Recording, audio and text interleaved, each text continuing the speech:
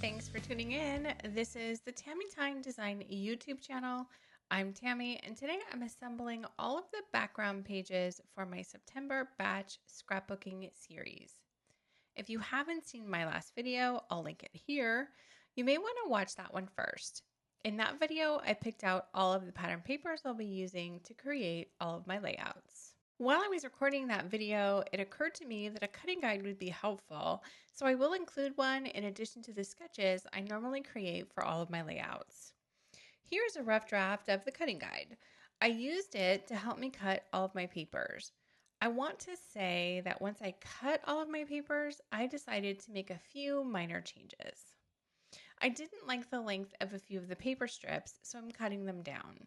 I will update the guide so when I upload the bundle to my shop, the cutting guide will mirror the layouts I'm actually creating. Why am I just assembling backgrounds today? For me, any prep work I can do on my layouts ahead of time makes creating the actual layout go faster. And that's what we want when we batch scrapbook, right? The goal is to create quickly since we have the same papers and we can leverage whatever embellishments we pulled to work on all of the layouts in the batch. You're not pulling new supplies for each layout. There are 2 pattern papers on each page of the guide, and each paper is labeled 1 through 6. The purpose of today's video is not to show how I cut all of the papers. That's what the cutting guide is for. Download that and follow it to make all of the cuts and have the papers ready to follow the sketches. I just wanted to show that my papers are all cut. Here's my paper number 1, and as I move these pieces, you'll see that each paper is layered up underneath. Also, please note that there will be leftover scraps from most of the papers. Right under this is my paper number 2. I cut the paper to line up with the cutting guide, and in this stack is all 6 of my papers already cut. Now I'm going to pull out the pieces that make up the backgrounds for each layout, and then I'll put the backgrounds together. Let me move my papers off to the side, grab my cardstock, and we'll get started. Here's the framework for my first layout. It's a pretty simple design. My paper number 1 is the daisy flower on the black background. On the cutting guide, this paper was set to 12 inches long. I only want it to be 10 inches long. I already made that cut, and I'll make the same change on the cutting guide. If you want, you can keep it at 12 inches. That's 100% up to you. I prefer that this anchor piece not be the same height as the background. If you want it to be the full height like this, go for it. This is how I see this layout with the photo mat up here, and this is the design. This is my simplified format with the focus on the photo and the journaling, so there won't be a lot of embellishment or other patterns. Oh, and let me mention, I will be using white cardstock as my base for 3 of the layouts. If you want to use color cardstock, pick colors that match back to the papers you picked. Only one of my layouts will have a pattern paper background. If you don't like using cardstock for the base of your layouts, pull 4 more pattern papers to use for your backgrounds. I say 4 because I have 1 2-page layout and 2 single-page layouts with white cardstock backgrounds. For the 4th layout, the pattern paper is already here in the paper stack I picked, but I will add a white cardstock base on top. Here are the papers I need for layout number 2. As you can see, I'll also be adding a cut file background to this layout. This layout will be my playful format, the one where I like to add large background cut files or repeating elements. This is a diamond frame and it's a full 12 by 12 inches. Large cut files like this can help do a lot of the design work on a layout for you. You can see that I don't have that much pattern paper here, and that's because I want the cut file to be seen in the background. So I have my paper strips cut to 1 1/4 inches each. But I ended up cutting the daisy paper a little bit shorter. This is only 1 inch by 12, and that's because I wanted to give myself a little more room for the cut file to show.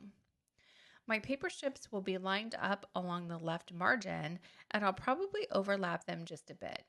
Then I'll add this photo mat horizontally. This polka dot paper is the B-side of the stripe paper. And this is the second layout. You'll notice that I'm not gluing anything down yet. I'm just gathering the papers and placing them where I want them. I still don't know at this point which papers may get inked edges or stitching, and I don't want everything glued down before I decide on those additional details. I want to make shaker pockets into the background of this one. I'll add one to this spot, one here, and a third one down at the bottom. I may also add a simple straight line stitch to each of these paper strips. It all depends on how I end up putting the shaker pocket together. Any stitching I do will be done before or after I film the process video. The next layout is the one with the pattern paper background. You can see that this is pattern paper number 6, and it's the one with the gutted center. I also added 2 1-inch strips with the mat I cut just in case I wanted to or needed an accent color somewhere on one of my layouts. I may not use either strip, but I wanted to give myself the option. For this enhanced layout, I'm planning some mixed media in the background. I cut my white cardstock here to 11 by 11 inches, and I already prepared this paper with some gesso, and that's why it looks a little bit warped. I'll place this between 2 albums to see if we can straighten the page a bit before I create the layout. But the warping is kind of part of the deal when you do mixed media, and it doesn't really bother me. For this one, I'm adding the sunflower paper on top. I wanted this blue color in the background because one of my photos has this color blue in it, and I really like this pop of blue.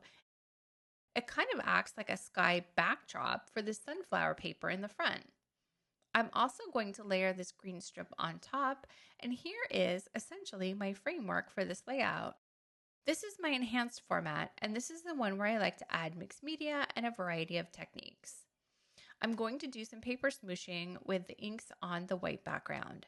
I've picked out Rusty Hinge and Wild Honey Distress inks from Tom Holtz.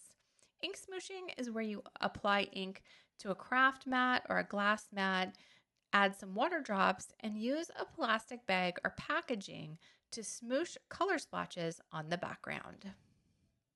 My plan is to cut the sunflower paper in half, and I'm going to tear off the edges on both sides, and the green strip will cover up that seam between the 2 papers. So this is the framework for this layout. The last and final layout for the series is a 2-page spread with 5 photos.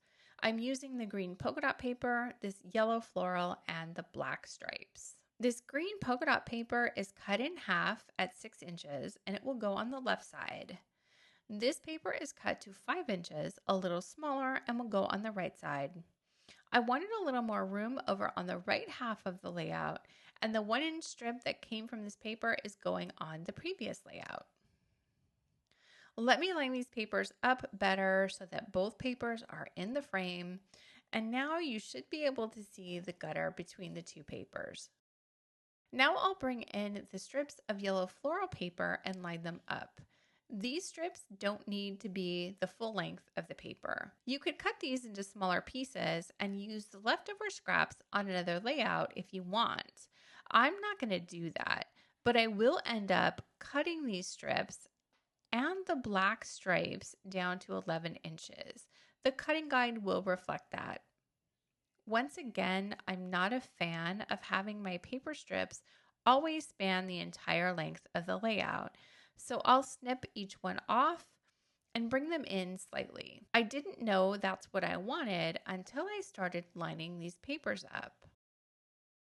As I line in the black paper strips, this is the background for the final layout. And that's how I like to batch scrapbook. I cut all of the papers at one time, and then I pull all of the pieces and roughly assemble each layout. This step will help me create the rest of the layouts a bit faster. Stay tuned for process videos for each of these layouts.